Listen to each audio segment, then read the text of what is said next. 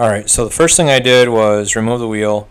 I realized that I had a CV boot that was no good when I came back, got to the shop, and saw grease all over the inside of the rear of the wheel and on the inside of the caliper and around the CV boot. I wasn't sure at that point if I just overgreased the ball joints or what, but I pushed on the CV boot and I could hear air coming out of it, which told me I had a small pinhole in there and grease was coming out of it when it got warm. So start by removing your wheel and then remove the cotter pin that holds the axle nut on, hub nut, whatever you want to call it. A pair of side cutters work really good for that. And then I think it's a 27mm bolt or nut that holds that axle in. Next step is just getting your caliper out of the way, and that's just two 14mm bolts behind the wheel there.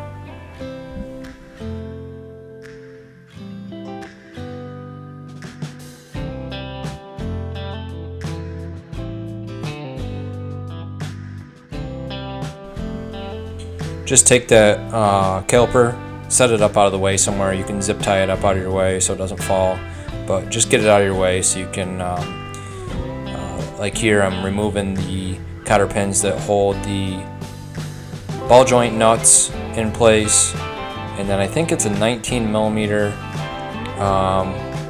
nut here, at least on the Terex. It's going to be different on all machines, obviously, but these steps are pretty similar for just about any machine that you want to remove an axle or replace the CV boot on, so pretty universal here. So get both your ball joints loose, get the nuts and washers out of the way. Now, I was pretty lucky here because I just installed these ball joints, so they weren't too seized in there. Sometimes you really got to beat on the steering knuckle to get those things to pop loose, but I just tapped on mine a couple times and they popped right out. So again, I got lucky there.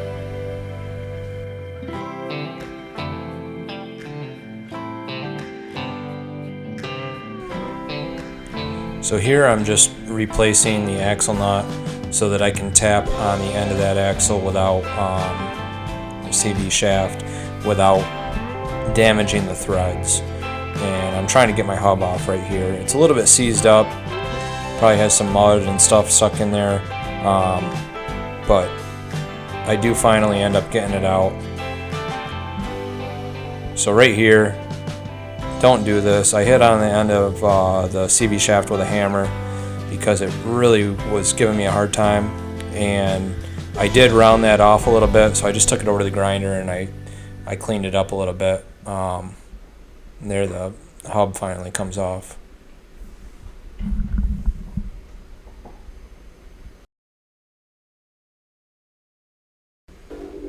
So popping the CV shaft out is pretty simple. You just want to get it as straight as possible. By straight, I mean horizontal to the ground. And you just want to give it a couple good pops. Woo! That came out a lot easier than I thought. So most people would use like a side cutter or something, or tin snips to get through those clamps, but we like power tools in this garage, so that's what we're working with here. And then that boot was basically almost caught all the way through, and then I just finished it off with a razor blade.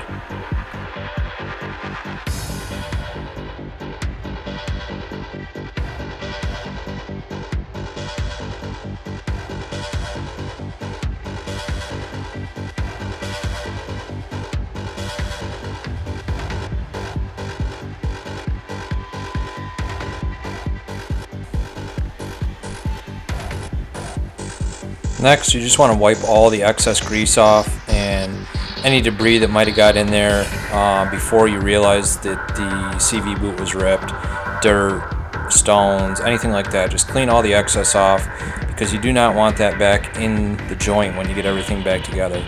Then you're going to want to tighten the shaft itself down in a vise. Take a hold of the end of the actual, yeah, that hammer was real good. you're going to want to take a hold of the end of the CV axle itself and take like a dead blow or a rubber hammer, rubber mallet, and you'll pound that right off. It's just got a C-clip that holds it in there. Same thing that holds the CV shaft in the front differential.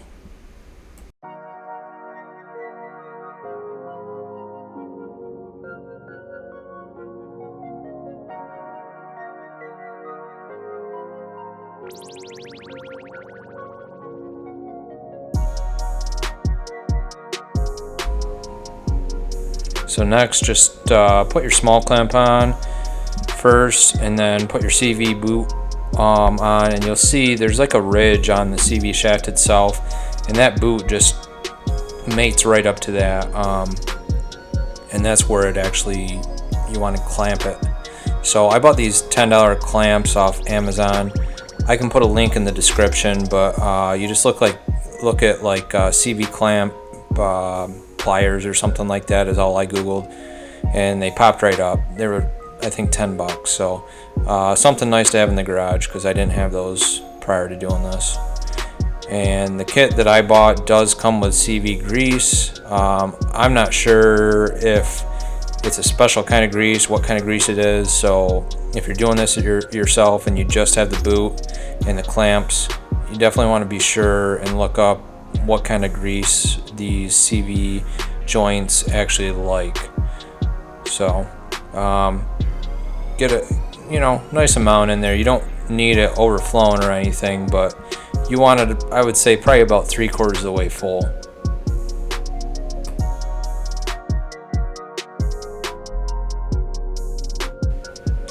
Next, you need to line the splines of the shaft up with the splines of that joint there. And once you get those lined up, basically that C-clip, I had to push on it, kind of press it together with a screwdriver, and then tap on it simultaneously. It'd be a lot easier if you had 3 hands, but I finally got that joint to pop over that circlip, and then once that pops over, you can just tap it right on into place, and it snaps into place, and you feel it snap, and then you can put your outer CV clamp on the outside of the boot there.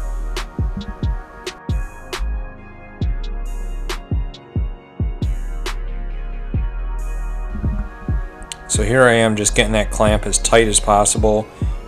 It's like a universal clamp almost, and I'm getting that as tight as possible before I use the CV pliers to really tighten it down, send it home, so there won't be any grease coming out of that.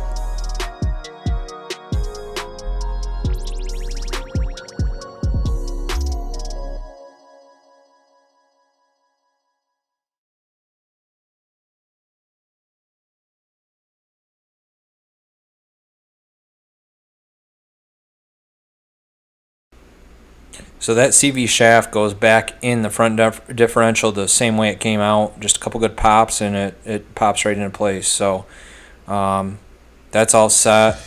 Now you can take your steering knuckle, get that kind of in place, get your caliper out of the way, which I didn't do, I guess. But just get everything kind of lined up.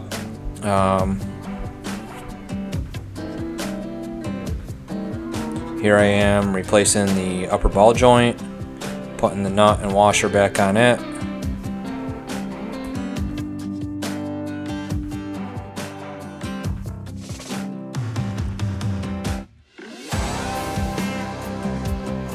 So I'm just doing this to kind of hold everything up so it's not falling down to the floor.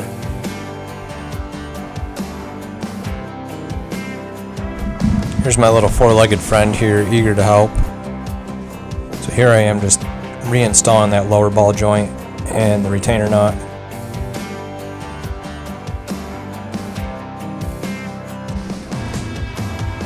The easiest way I found to get the CV shaft to go back into the front differential was to raise the front suspension up till it was like horizontal with the floor, and that gives you a little bit more slack to get the CV shaft nut on the end, because those threads stick out the hub a little bit more when that suspension is horizontal. So here I am just putting the rear or the front brake caliper on to get that out of my way.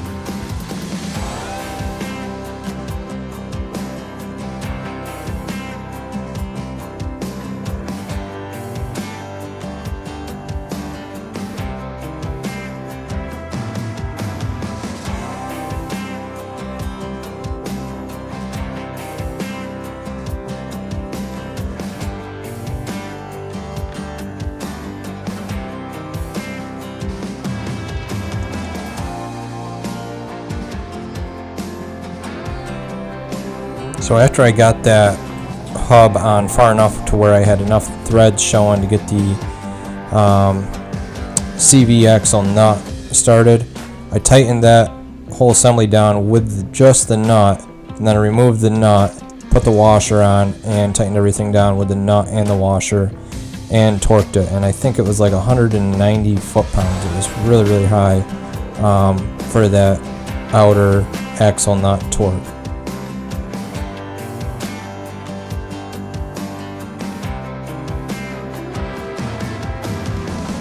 And of course, finally, just replacing the wheel. My wheels take a special key, so make sure when you're done reinstalling the wheel that you put that back in the glove box or wherever in your buggy, so that you have that if you ever need to do a trail side fix. Always leave that right in your machine. Wheel torque is 85 foot-pounds, I believe, but obviously that varies from machine to machine. Alright, that's it. It took me about, I'd say about an hour start to finish. Alright, there you guys have it. Pretty easy project. If I wasn't running camera,